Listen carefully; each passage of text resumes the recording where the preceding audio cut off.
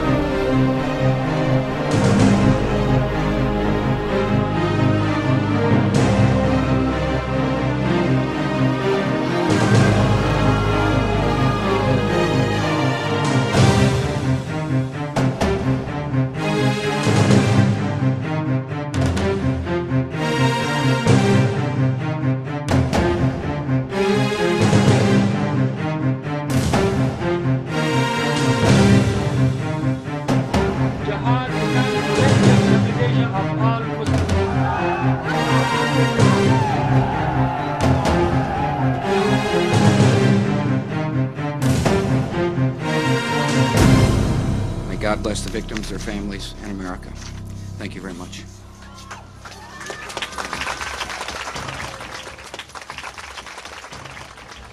It's been said that all truth passes through three stages. The first stage being denial, the second stage being violent opposition, and the third stage being widespread acceptance as common knowledge.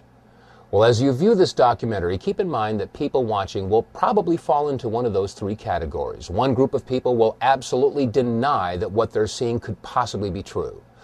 The second group of people will be violently opposed to this kind of information being released, and they'll do everything that they can to discredit the messenger rather than pay attention to the message.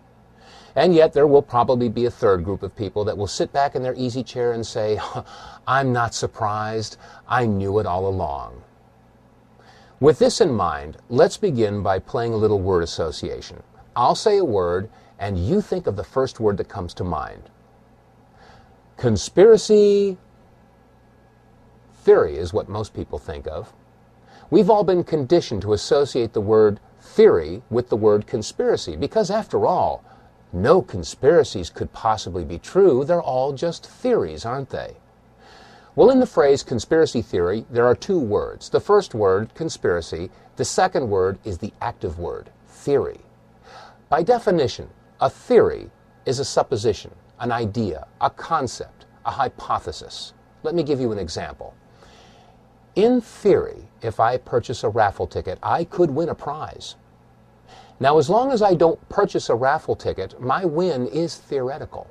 But once you purchase a raffle ticket, the win is no longer a theory. It becomes a possibility.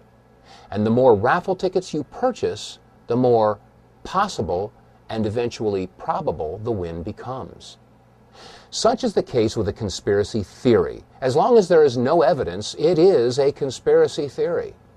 But once you have a piece of evidence, no matter how flimsy or circumstantial it may be, it becomes a possibility. And the more evidence that is gathered, the more possible and eventually probable the conspiracy is. You'll be looking at evidence in this documentary, and it will be up to you to decide if this is a conspiracy theory or indeed a conspiracy. Let us never tolerate outrageous conspiracy theories concerning the attacks of September the 11th. Malicious lies that attempt to shift the blame away from the terrorists themselves, away from the guilty. On September 11th, 2001, 4 events occurred within an hour and 15 minutes of one another. The first event occurred at 8:45 Eastern Standard Time when American Airlines Flight 11 hit the North Tower of the World Trade Center. And then 18 minutes later, at 9:03 Eastern Time, United Airlines Flight 175 slammed into the South Tower of the World Trade Center. And then at 9:43, it was reported that American Airlines Flight 77 had hit the Pentagon. And then finally, at 10 o'clock Eastern Time, United Airlines Flight 93 crashed in Shanksville, Pennsylvania.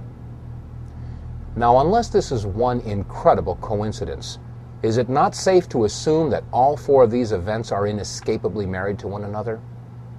And is it not also safe to assume that if you find one person involved or a party involved with one of these events, they're probably involved in all of them?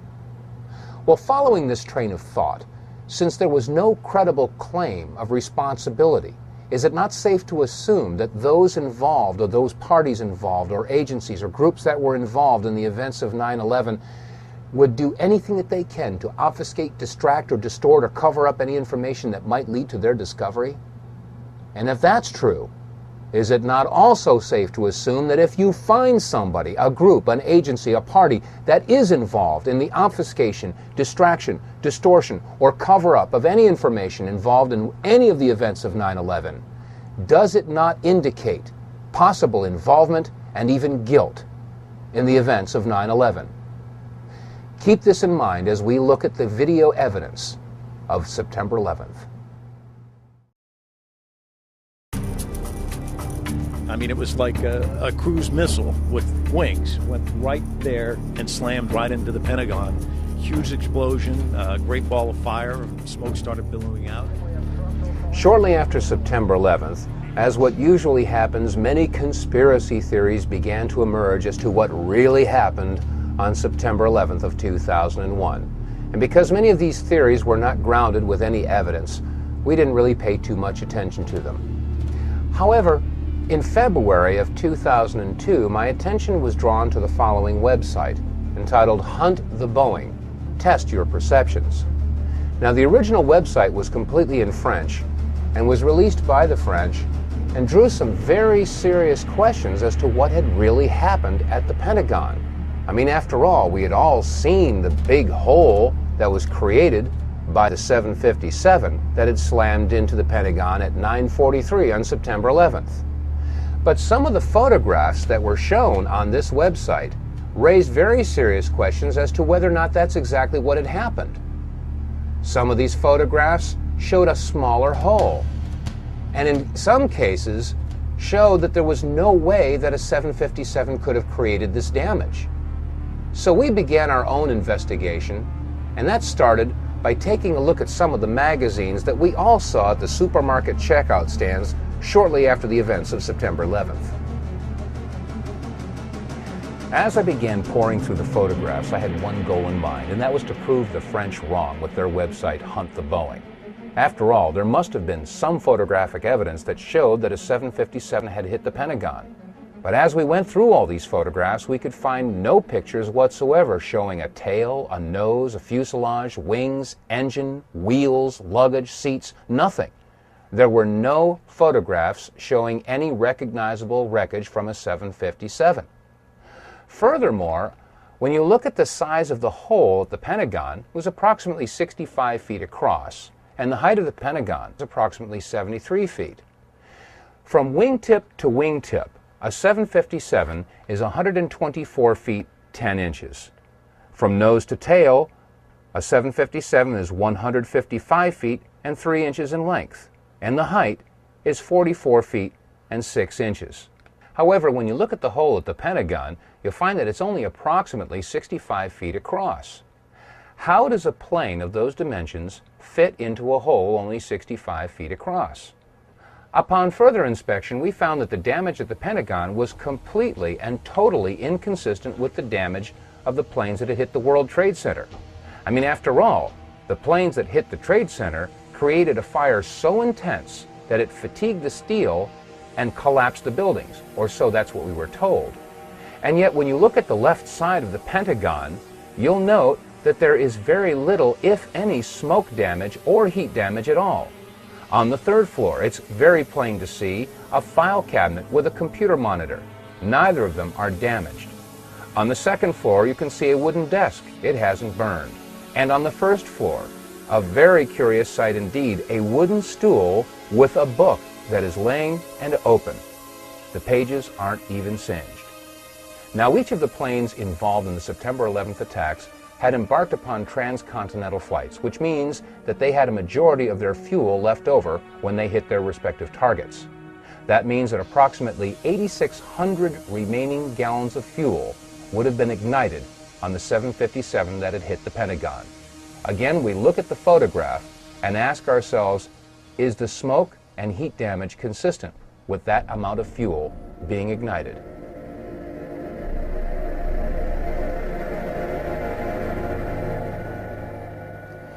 Ms. Therese Sagnier, a certified environmental specialist and a member of the Environmental Assessors Association, sent us the following letter after a brief conversation we had on the telephone. She had said to us that the amount of fuel that would have been left in the aircraft that had hit the Pentagon would basically have reduced that section of the Pentagon to rubble and would have burned for days. And that 8,600 gallons of fuel had a BTU rate of 86 million. She also stated that, looking at the total weight of this aircraft in conjunction with its velocity, the Pentagon should have been reduced to the thickness of a pancake.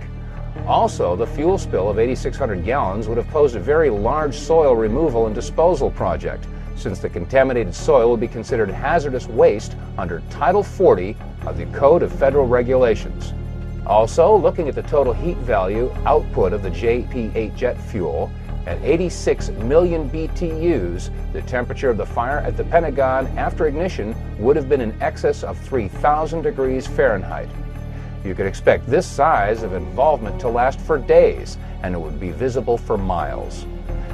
Another interesting question that is raised is in the photographs of the collapsed area of the Pentagon. If you'll note the upper floor and roof area, it appears that that area simply collapsed and does not show any impact damage from a tail section that was over 43 feet in height.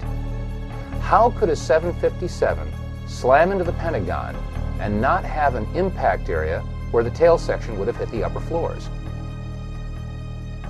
Shortly after these questions were raised and the topic was open for discussion on our radio show, The Power Hour, these 5 frames were released from a security camera at the Pentagon. The only problem is that the release of these 5 photographs seemed to raise more questions than they answered. First of all, why was the date incorrect in the lower left corner of the screen? Second of all, they really didn't show that there was a 757 that had hit the Pentagon.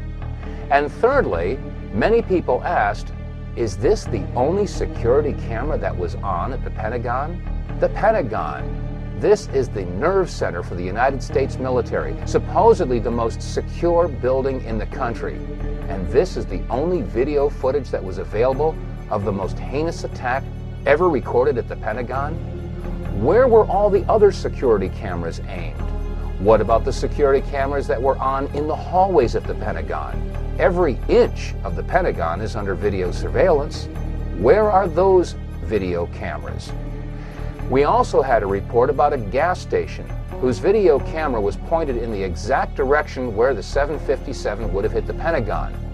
Shortly after the event, it was reported that federal officials showed up at that gas station and confiscated that footage.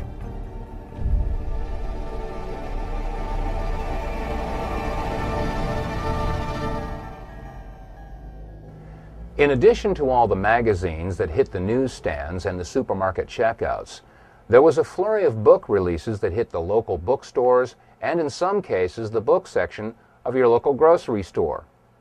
One book is America Attacked, which was released by University Press of California, and it was edited by Sarah Jess, Gabriel Beck, and R. Joseph. In reference to the attack on the Pentagon, on page 194 it states, "The jet had plowed a crater 100 feet wide that ripped away the walls of all 5 stories of the building, collapsing the outermost rings which encircle the Pentagon." In this picture, we ask, do you see a crater 100 feet wide or 50 feet wide? How about in this picture or this picture?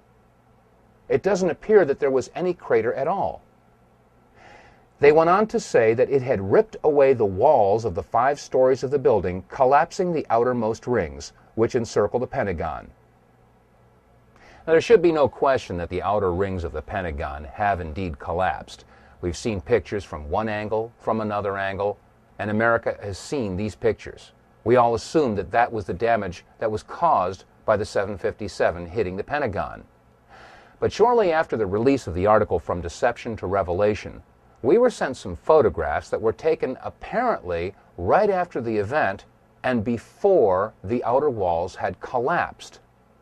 When examining these photographs, we can clearly see that the area in question had not yet collapsed. In fact, there is very little evidence of a hole big enough to accommodate a 757. The hole that we do see is approximately 14 to 16 feet across. Question: how does a 757 fit into a 16-foot hole and leave no damage or wreckage on the outside of the Pentagon? These are questions that deserve serious scrutiny.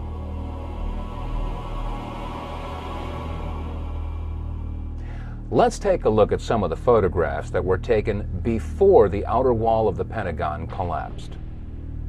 In this first photograph, we can see the firefighters pulling the hoses away from the fire truck. In the foreground, we can see wire spools that were left on the front lawn of the Pentagon. After all, this section of the Pentagon was under renovation. We'll use these wire spools as reference points. Also, to the right of those wire spools and on the face of the Pentagon, we can see that some concrete facing has broken away. We'll also use this as a reference point as we examine these photographs. Now, to the left of that area where the facing has broken off, we can clearly see that the Pentagon has not yet collapsed. There are some flaming areas, and that area appears to be the only section where there is a hole approximately 14 to 16 feet. Question: how does a 757 fit into a 16-foot hole and leave no wreckage on the front of the building?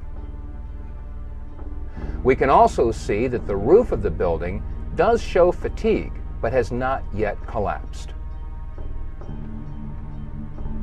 In this photograph, an astonished onlooker sees exactly what we're seeing. The Pentagon had not yet collapsed. And again, there is no sign of any wreckage whatsoever. No tail, no fuselage, no wings, no wheels, no engines, no seats, no luggage, nothing on the outside of the Pentagon. Pentagon roofline is clearly visible, and again, it is under fatigue, but it had not yet collapsed.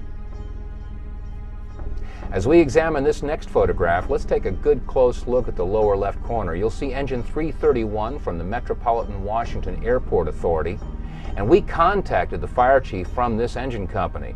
Chief Plower agreed to come on our radio show along with 2 of his firefighters, but 1 hour before airtime, they canceled. We were told that the 2 firefighters had been placed on indefinite leave. When we look at this photograph, we can see that the fire retardant foam is being sprayed on the front of the Pentagon, and again, the area in question had not yet collapsed. And you can see, right in the center of the photograph, a big area where some of the concrete facing has broken away, and it appears that this is the only major hole in the front of the Pentagon. Again, is this hole big enough to accommodate a 757? And where is the wreckage?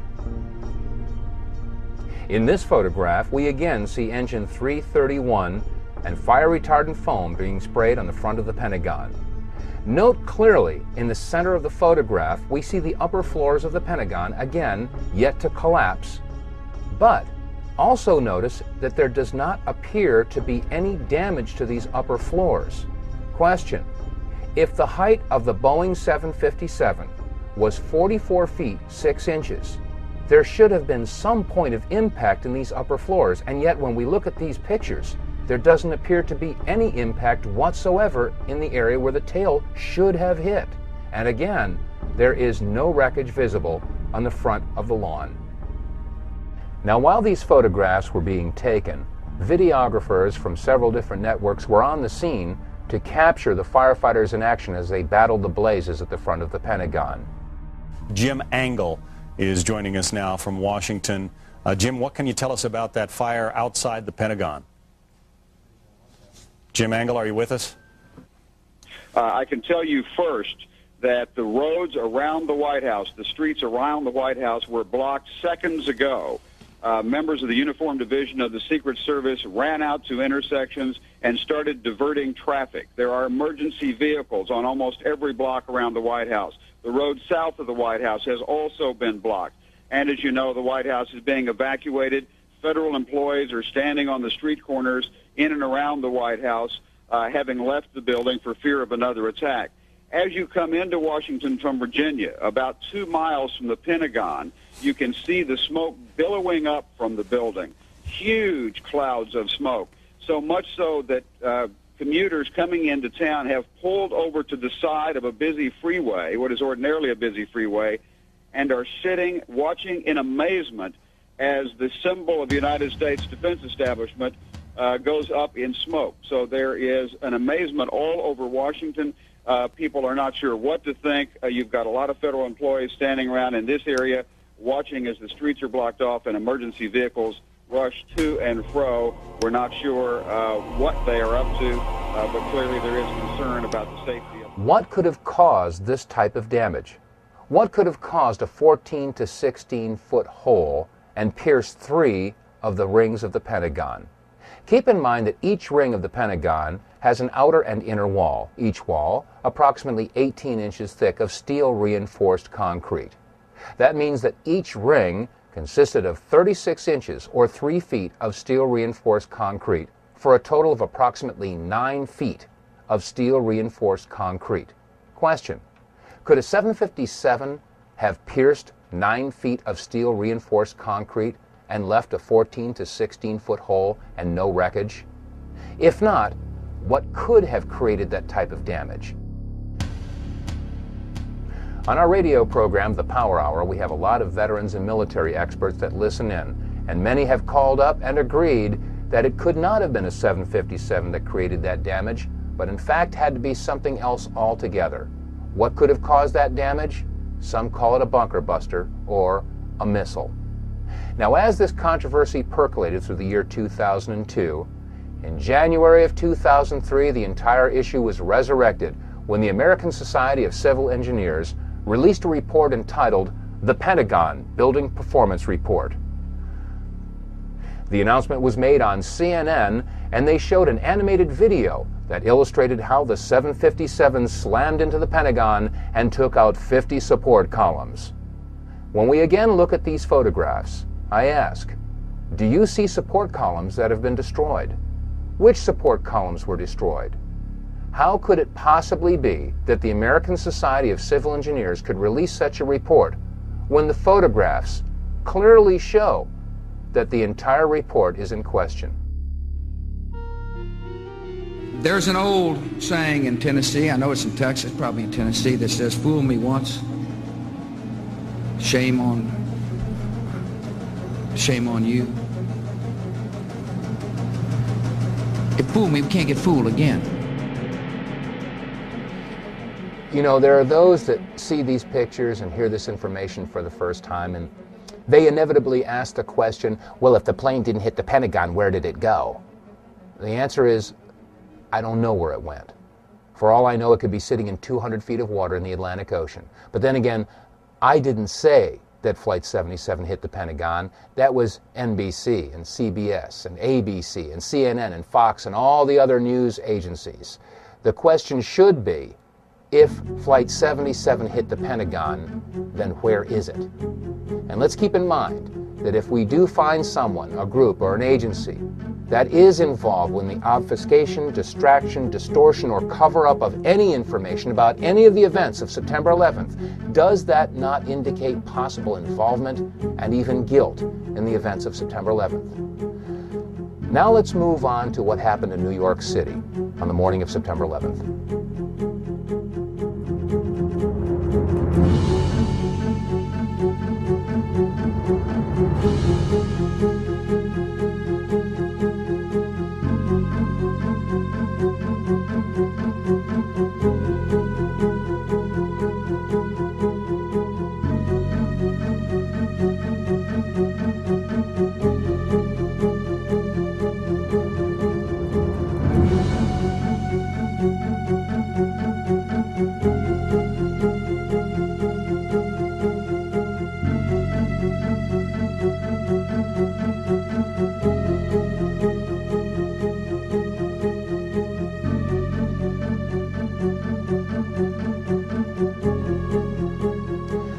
These are just a few of the images that are indelibly etched in the minds of every man and woman on the face of this planet that happened to be near a television set on the morning of September 11th of 2001. Most of us will never forget where we were and what we were doing on that day.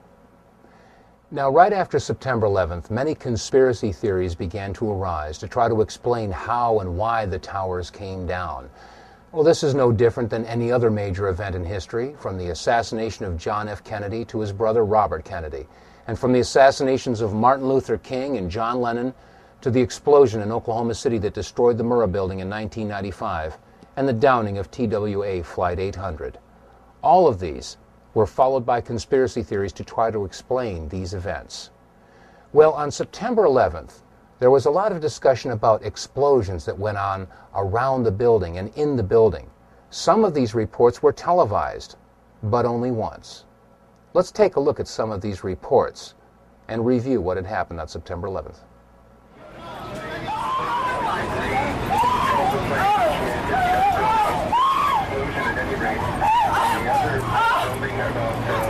That was not American Airlines. That was not an American Airlines. Center in that videotape. Mark Bernbach, a Fox employee, is on the phone with us. Mark witnessed this from what we understand. Mark, were you close enough to be able to see any markings on the airplane? Hi, gentlemen. How you doing? Yeah, there was definitely a blue logo. It was like a circular logo on the front of the plane, definitely towards the front. It definitely did not look like a commercial plane. I didn't see any windows on the sides. Mark, if what you say is true, those could be cargo planes or something like that. You said you didn't see any windows in the side? I didn't see any windows on the sides. I saw the plane flying low. I was probably like a block away from the subway in Brooklyn, and that plane came down very low.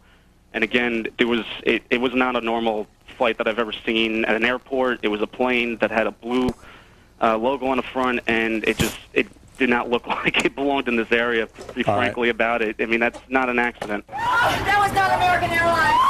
The entire top of the building just blew up. The second explosion and another explosion. We have a report now of a fourth explosion at the Trade Center. There has just been a huge explosion. It almost looks like one of those implosions of buildings that you see. We heard a very loud blast, an explosion. Not clear now is why this explosion took place. Do you know if it was an explosion or if it was a building collapse? To me, it sounded like an explosion. But it was a huge explosion. I saw the two buildings. I'm thinking it was a bomb because two of them. This is actually, we believe, debris from one of the planes that hit one of the towers on the World Trade Center. The FBI is here, as you can see. They had roped this area off. They were taking photographs and securing this area just prior to that huge explosion that we all heard and felt. In the September 24th, 2001 edition of People magazine, on page 34, an interview with Louis Cacciola, a 51-year-old firefighter assigned with Engine 47 of Harlem, New York, had this to say. "We were the first ones in the second tower after the plane struck. I was taking firefighters up in the elevator to the 24th floor to get in position to evacuate workers. On the last trip up, a bomb went off. We think there was bombs set in the building." Well, Louis Cacciola isn't the only firefighter who claims that there were explosives or demolition charges going off in and around the World Trade Center. We made it at least 2 blocks, and we started running. Floor by floor, it started popping out. It was if they had detonated. Yeah, if detonated. They were planned to take down a building. Boom, boom, boom, boom, boom, boom, boom. All the way down. I was watching. Now, we've seen numerous reports of explosions, bombs, possible demolition charges, a pancake collapse of the towers. But have we seen any footage, anything that might support these particular allegations? And these allegations come from firefighters and officials that were at the scene and were in a position to know. Well, there is one very interesting piece of footage that was broadcast on CNN live while they were interviewing Tom Clancy. And the amazing thing is, this footage was shown once and never seen again. Let's take a look. Now, as we look at this footage, the first thing that we want to note is that both towers are still standing. The sun had just risen in New York. It was 9:30 in the morning, so the camera is looking from the west towards the east, and the smoke is being blown towards Brooklyn, or away from the camera to the southeast. This gives you a clear view of the left side or north side of the towers in the Trade Center area. If you follow the left tower all the way down to the street level, you'll notice that you can see all the way down to the buildings below. Now the question is, if both towers are still standing and the smoke is being blown away from the towers, what is this huge plume of smoke approximately 50 to 60 stories high rising from the Trade Center area? This footage was shown once live and never repeated, as I've already said. Why were we never shown this footage again, and why has this event never been brought to the attention of the American public or the world? This is a critical event. It was never discussed or examined because it is inconsistent with a simple attack of planes slamming into towers. How could this plume of smoke be rising from the base of the towers if neither one of the towers had collapsed? There's one more important point to make when viewing this particular piece of video footage, and that is that the rising plume of smoke appears to be occurring to the north and west of the Trade Center area. Question: is there any other photographic evidence that might show an explosion or a plume of smoke that occurred to the north and west of the Trade Center towers before the collapse?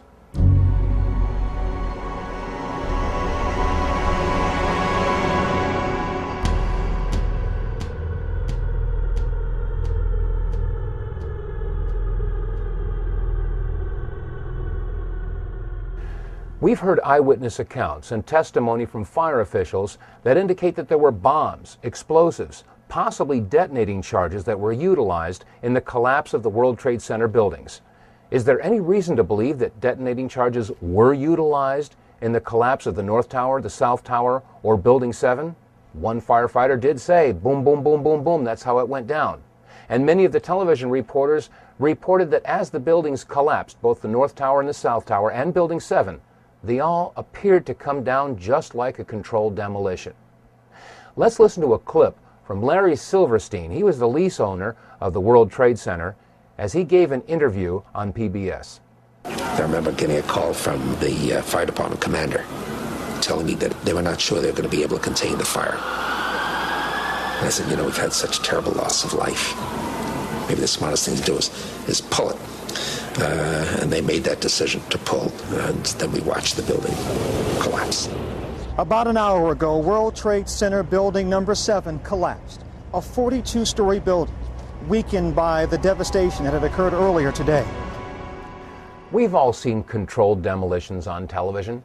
Office buildings, sports stadiums, all brought down by controlled charges.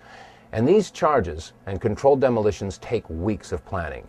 They have to bring in experts and do a structural analysis of the buildings, study which beams, which girders have to have charges placed on them, and then a team of explosive experts has to come and set the charges, wire them all together in sequence.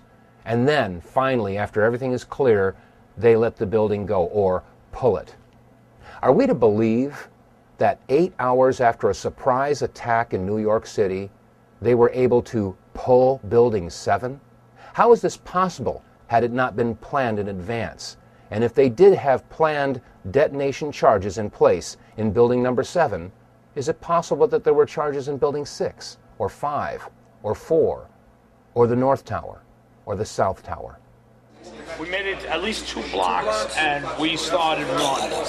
Floor by floor, it started popping out. It was if they had detonated. Detonated. They were planned to take down a building. Boom, boom, boom, boom, boom, boom, boom, boom. All the way down. I was watching it and running. Just ran. Ladies and gentlemen, so far we've seen that we were deceived, if not flat out lied to, about many of the events of September 11th.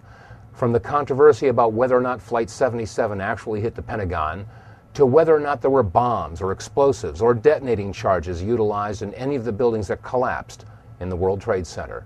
And also Larry Silverstein making the admission that when it came to Building 7, they made the decision to pull it. And now we come to the main events of September 11th, North and South Towers being hit by airliners that were supposedly hijacked by terrorists. Let's take a look at some of the clips that we've all seen over and over again.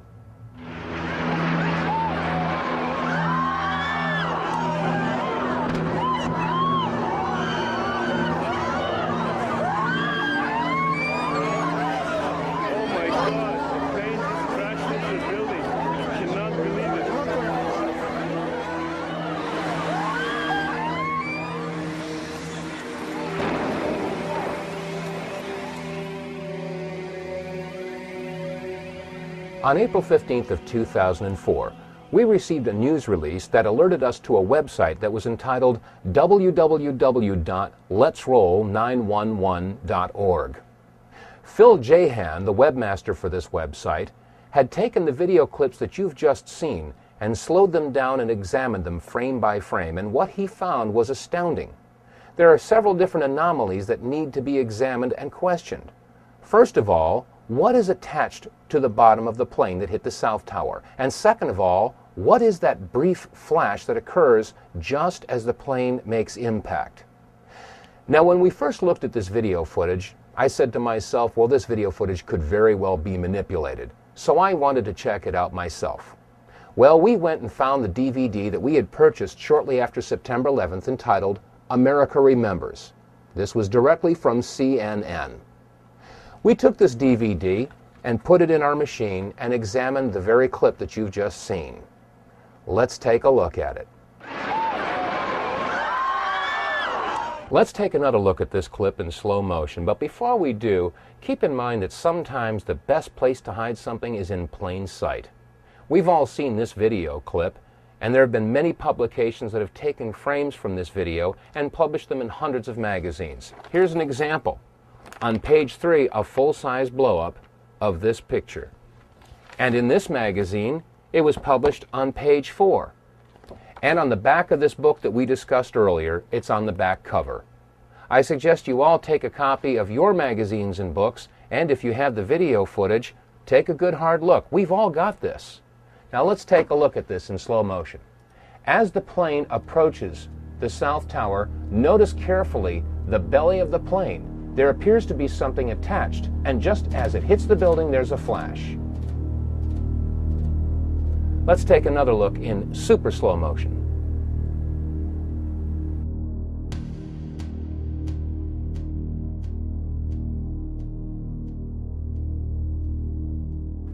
Now let's take another good hard look at this video footage. As the plane approaches, it is irrefutable that there is something attached to the bottom of this plane and a distinct flash as it makes contact. Now there are some that would say that this is a trick of light, a reflection. Well, let's keep in mind that if you hold a mirror in your hand and reflect the sun's rays, that reflection only goes where you aim that reflection. So a reflection should only be seen from one particular angle. Let's take a look at this event from another angle. And now let's take a look at it again from a third angle. And now let's take a look at it one more time from a fourth angle.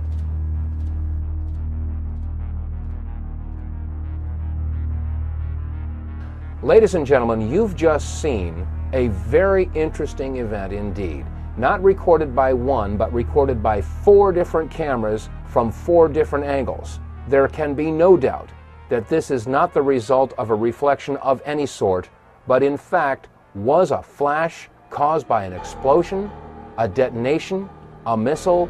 Something happened. That was not a terrorist with a box cutter. Let's take another look at the object attached to the belly of this plane and ask yourself this question. Could something this big have gone unnoticed by the passengers, the crew, the baggage handlers, the service personnel at a commercial airport? The obvious answer is no, it would have been noticed. Which raises the question, where did this plane take off from? And was it in fact a commercial airliner at all? That was not American Airlines. That was not an American Airlines. Mark Bernbach, a Fox employee, is on the phone with us. Mark witnessed this from what we understand. Mark, were you close enough to be able to see any markings on the airplane? Hi, gentlemen. How you doing? Yeah, there was definitely a blue logo. It was like a circular logo on the front of the plane, towards the definitely towards the front. It definitely did not look like a commercial plane. I didn't see any windows on the sides, and definitely very low. And I'm completely panicked. You're freaking out. I cannot believe what I just saw. We are all shaken by this. We are watching the video now back live, but the upper floors of the World Trade Center in Manhattan in flames now after apparently two large airplanes, we're talking about jetliners here, slammed into the sides right around 9 o'clock this morning. Mark, if what you say is true, those could be cargo planes or something like that. You said you didn't see any windows in the side? I didn't see any windows in the sides. I saw the plane flying low. I was probably like a block away from the subway in Brooklyn, and that plane came down very low. And again, it was not a normal flight that I've ever seen at an airport. It was a plane that had a blue logo on the front, and it did not look like it belonged in this area. Now, we've just heard testimony that refutes the official report that a commercial airliner hit the World Trade Center. Well, if it wasn't a commercial airliner, it would have to be either a private or a military aircraft, and I think we can rule out private aircraft. Now, if this was a military plane, that would explain the possibility that there was something mounted on the belly of the plane. Now, Phil Jahan, webmaster of the website letsroll911.org, and many other people have postulated that this indeed was a pod of some sort mounted to the belly of the plane. Many of our listeners are ex-military and have agreed that this is a distinct possibility. When you couple this with the mysterious flash that occurs on the side of the World Trade Center just as the plane makes contact, I think we can probably agree that there was some sort of an incendiary or an explosive that would serve as a match to ignite the enormous amount of fuel that would be dispersed as soon as the plane hit the building. Let's take another look at this one clip, and you'll notice that the flash is a separate event than the contact of the fuselage as it hits the building. Some folks have stated that the flash was a result of the fuselage making contact with the Trade Center building. But as you can see, the flash is indeed to the right of the fuselage, and in fact, as the fuselage makes contact with the World Trade Tower, you can see a reflection of the flash in the fuselage, which further supports the contention that these are two separate events. Admittedly, what we've seen so far in this presentation is disturbing to say the least. To find that we were not necessarily told the truth about what happened at the Pentagon on September 11th, and now, according to the clips that you've just seen and the testimony that you've just heard, there was a whole lot more to the story when Flight 175 hit the South Tower. Well, I needed more information. I needed more evidence that showed that there was something else going on September 11th. And the only way to get more information was to go to the first plane, Flight 11, the American airliner that hit the North Tower. The French filmmakers, the Naudet brothers, were in New York City doing a documentary about the New York City firefighters.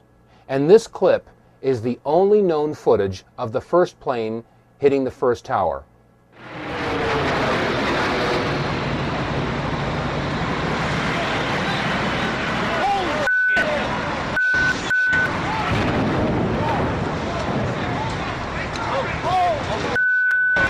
Let's take another look at this video clip, this time in slow motion.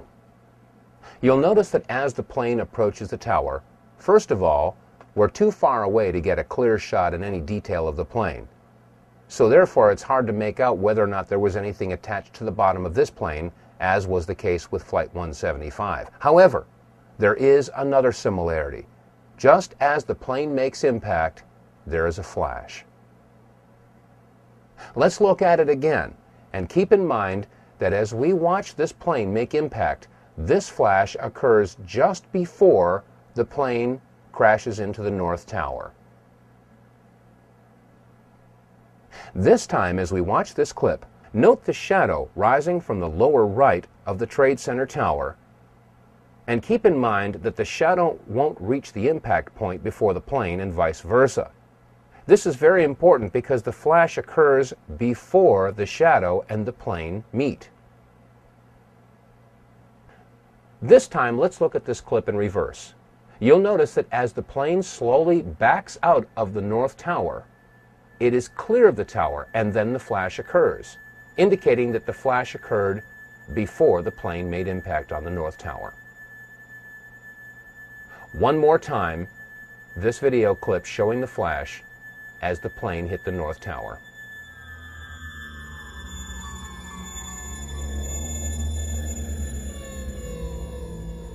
Now, this video clip that we've just examined came again from the Naudet Brothers documentary that was being filmed in the streets of New York City on the morning of September 11th. This documentary about the New York City firefighters was going to be assembled at a later date, and it was not televised. In fact, there was no live coverage at all of Flight 11 as it hit the North Tower. After all, it was a surprise attack. So if there was no live television coverage of the first plane hitting the first tower, how do we explain the following comment from George Walker Bush? What was the first thing that went through your head when you heard that a plane crashed into the first? Well, I was sitting in a schoolhouse in Florida.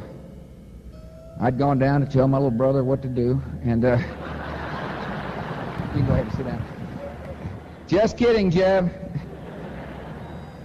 And it's the mother in me. Anyway, I was sitting there, and my chief of staff, well, first of all, when we walked in the classroom, I had seen this plane fly into the first building. There was a TV set on, and you know, I thought it was pilot error. You know, right off the bat, there will probably be some folks out there that will try to minimize or negate what we've discussed in this program and turn it into some sort of a political football. They'll say we're left-wingers, or we're Democrat, liberal types, and we're Bush bashing. Nothing could be farther from the truth.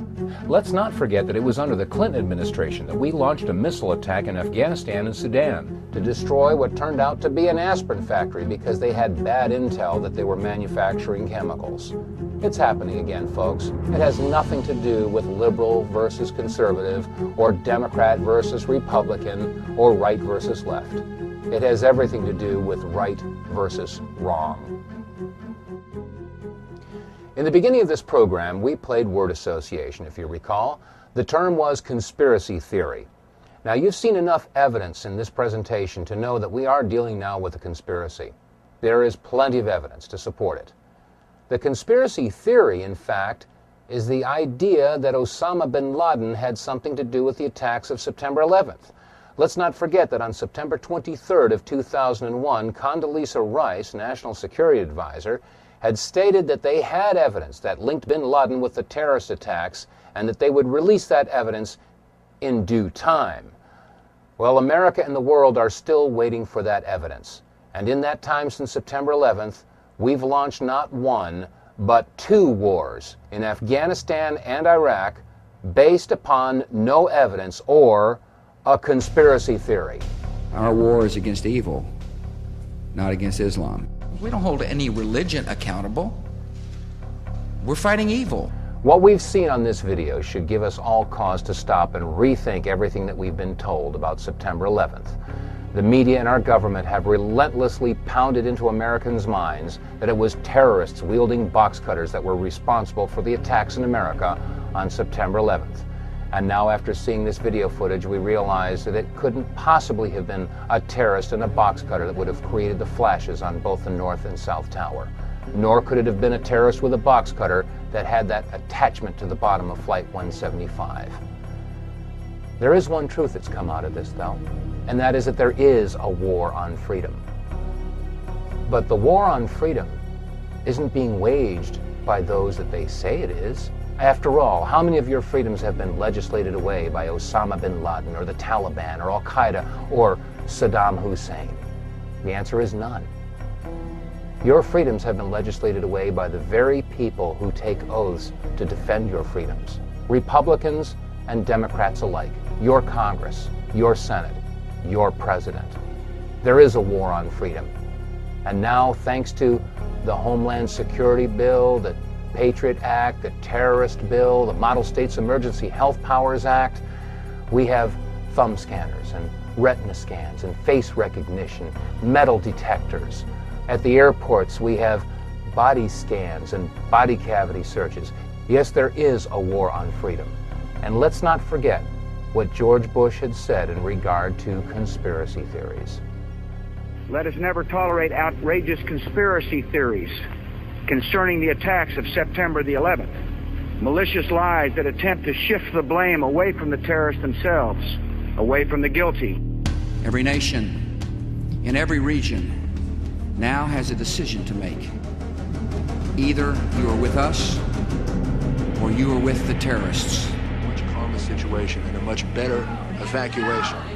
And these people. My son was murdered! You murdered me! Let's ask some real questions. Is that unfair? And what about the bunker? You didn't ask him about the bunker, the Office of Emergency Management bunker, on fire? We are getting ready for the next panel. Remember this. Your government funded and trained Al-Qaeda. Repeat it again.